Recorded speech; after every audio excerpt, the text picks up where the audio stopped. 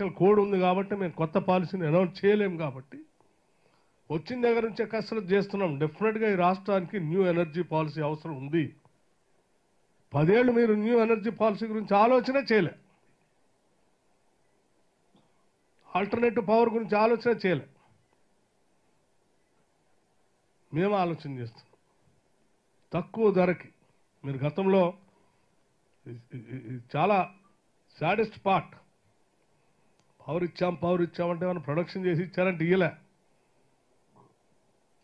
Per unit 20 రూపాయలకు పెట్టుకొని ఇచ్చారు. ఎవరు కట్టాలా డబ్బులు? ఇవాళ మేము 10 రూపాయల లోపే, అది కూడా అతి తక్కువ టైంకే కొంటున్నాం. మిగతాది కూడా కొనట్లేదు. 10 రూపాయల లోపు రిస్ట్రిక్ట్ చేసి కొనాలని చెప్పి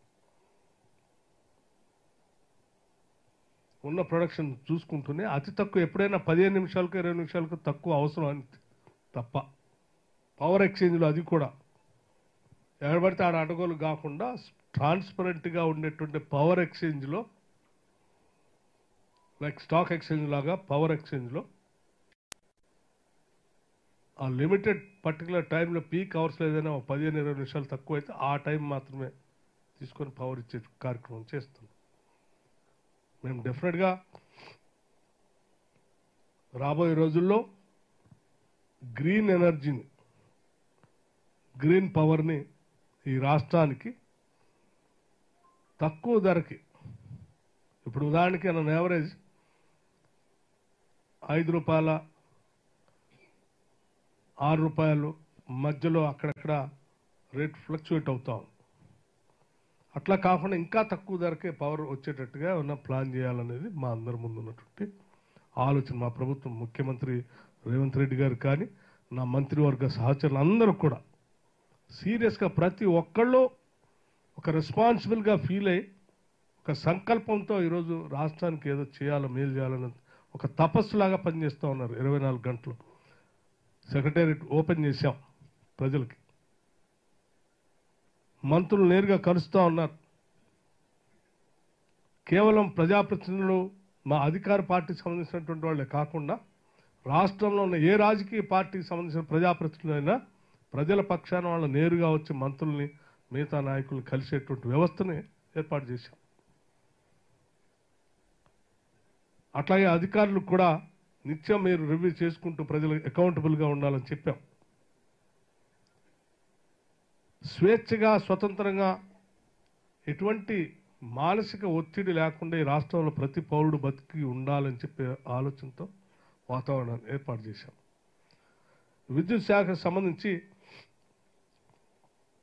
మేము 2029-30 నాటికి కూడా 31-32 వరకు కూడా అవసరం అయితే 29,000 మెగావాట్ల నుంచి 30,000 మెగావాట్లకు కూడా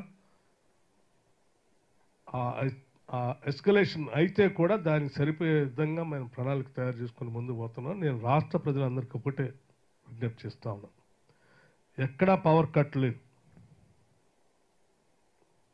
ఎక్కడా పవర్ కట్ లేదు, క్వాలిటీ పవర్ ఇస్తూ ఉన్నాం.